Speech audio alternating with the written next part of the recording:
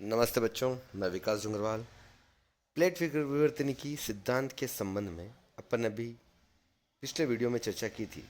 उसके पक्ष में जो साक्ष्य उन्होंने प्रस्तुत किए, उनमें पहली चीज जो उन्होंने बताई है वो ये बताई उन्होंने पूरा चुंबकीय क्षेत्र, और नंबर 2 है सागर नीतल का प्रसरण।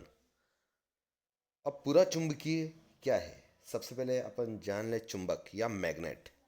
मैग्नेट के दो किनारे होते हैं, नॉर्थ और साउथ। क्या आप ये चीज़ जानते हैं? तो आप एक बार इस चीज़ को मिलाना, दो चुंबक लेना और दोनों को साउथ साउथ वाले किनारे मिलाना, वो मिलेंगे नहीं। और दोनों नॉर्थ नॉर्थ वाले किनारे जो है वो मिलाना, वो मिल जाएंगे।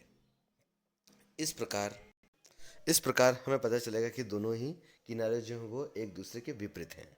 ठीक है।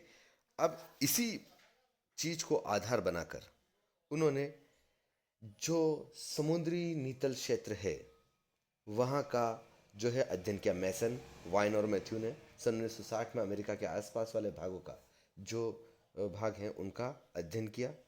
और सर्वप्रथम जो है इसका जो श्रेय है 1600 में विलियम गिलबर्ट ने बताया था कि पृथ्वी एक वृहद चुंबक की भांति व्यवहार करती है।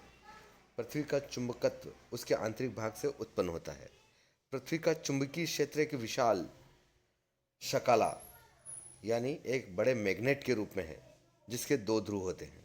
उन्होंने उत्तरी एवं दक्षिणी ध्रुव कहते हैं। यह भौगोलिक उत्तरी एवं दक्षिणी ध्रुवों के आसपास पेंडुलम की भांति चलित रहते हैं। सामान्य रूप से देखा गया कि दो चुंबक को पास लाने पर समान ध्रुव एक दूसरे के प्रतिकर्षित करते हैं और असमान ध्रुव एक दूसरे को आकर्षित करते हैं।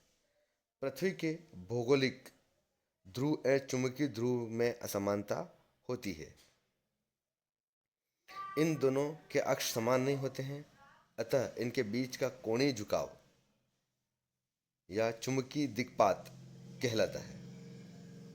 उत्तरी गोलार्ध में यदि ध्रुव पर चुंबक को स्वतंत्र रूप से नितलंबित किया जाए तो उसका उत्तरी ध्रुव पृथ्वी के चुंबकीय दक्षिण ध्रुव के पास होने के कारण अधिक आकर्षित होगा तथा चुंबकीय चुंबकीय सुई लंब हो जाएगी।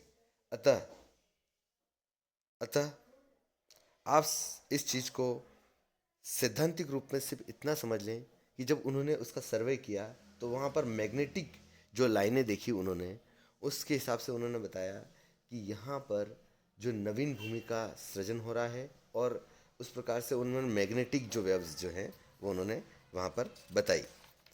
इसके अलावा उन्होंने बताई है सागर नितल का प्रसरण। सागर नितल प्रसरण संकल्पना का प्रतिपादन सर्वप्रथम, जो आप जानते ही हो, हैरियस महोदय ने सन 1960 में किया था। उसमें उन्होंने बताया था कि प्रशांत महासागर, क्योंकि सन 1960 में मैसन ने प्रशांत महासागरीय चुंबकीय विसंगति के आधार पर एक मैप बनाकर और हैरी हेस महोदय को दिया था, जिसमें उन्होंने बताया था कि किस प्रकार जो चुंबकीय जो लाइनें हैं वो उनको बताई गई कि किस प्रकार से ये जो मैग्मा जो है वो जमा हुआ है। उसी के आधार पर उन्होंने ये जो सिद्धांत है वो प्रतिपादित किया था। इसी के आधार पर उन्होंने बताया था कि सागरी जो भाग हैं वहाँ पर नवीन भूमि का सृजन हो रहा है और लगातार जो है मैग्मा जो है वो दोनों प्लेटों के किनारों पर लगातार जमाव हो रहा है और वो एक मुख्य भूमि बनता जा रहा है। फिर उसके बाद फिर प्लेटें एक दूसरे से दूर जाएंगी, फिर मैग्मा चिपकेगा और वो भी एक भूमि का ही रूप बन जाएंगी। इस प्रकार से इन्होंने ये सारी चीज़ें बताई। इसी घटनाओं पर आधारित उन्होंने बताया कि जैसे ज्वालामुखी प्लेटें जो हैं, जितनी भी ज्वालामुखी प्लेटें हैं वो सब सारी विनाशात्मक और खासकर विनाशात्मक, और जो प्लेटों के किनारे हैं, रचनात्मक प्लेटें, विनाशात्मक प्लेटों के सभी प्लेटों के किनारों पर ज्वालामुखी पेटियां जो हैं वो केंद्रित हैं, जिसमें उत्तरी दक्षिणी अमेरिका महाद्वीप के पश्चिमी तथा यूरोशिया द्वीपों के पूर्वी किनारों पर स्थित फ्यूजियमा, पिनोटुओ आदि ज्वालामुखी हैं। इसके अतिरिक्त रचनात्मक प्लेट के सहारे दरारी उद्गार वाले ज्वालामुखी उद्वेलन होते हैं। मैंने आपको बताया था आंध महासागर में अभी भी लगातार दरारी उद्भेदन हो रहा है और नवीन भूमि का सृजन हो रहा है। भूकंप भूकंप भी उन्हीं प्लेटों के सहारे आता है जो जहाँ पर प्लेटें जो हैं या तो एक दूसरे से दूर जा रही हैं या एक दूसरे से टकरा रही है।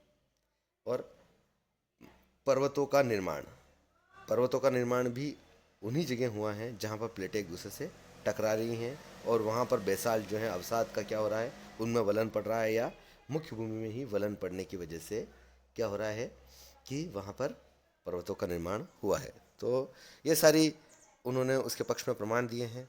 लेकिन कहीं ना कहीं इतना सब कुछ करने के बाद भी बहुत सारी ऐसी हैं जहाँ पर इनकी आलोचना की गई है। जैसे प्लेटो के प्रवाह का वास्तविक कारण क्या है, ये वो नहीं बता पाए। प्लेटो के प्रवाह के लिए जिन बलों की चर्चा की गई है वह महाद्वीपीय विस्थापन के लिए पूर्णतः पर्याप्त नहीं है। ऑस्ट्रेलिया, ब्राज़ील तथा दक्षिणी अफ्रीका आदि के पूर्व में स्थित पर्वत श्रेणियों की व्याख्या इस सिद्धांत में नहीं की गई है। प्लेट विवर्तनिक सिद्धांत यह स्पष्ट नहीं करता कि अधोगमन या क्षेपण मुख्य रूप से प्रशांत तल तक ही क्यों सीमित है, जबकि प्रसरण सभी महासागरीय में होता है। प्लेटों के छोटे बड़ा होने का क्या कारण है? प्लेटों के आंतरिक भागों में ज्वालामुखी और भूकंप क्रिया क्यों होती है? उष्ण स्थल की उत्पत्ति का सही कारण तथा यह सर्वत्र क्यों नहीं मिलता है। ये कुछ कमियां होते हुए भी ये सिद्धांत परिपूर्ण है। Okay, have a nice day.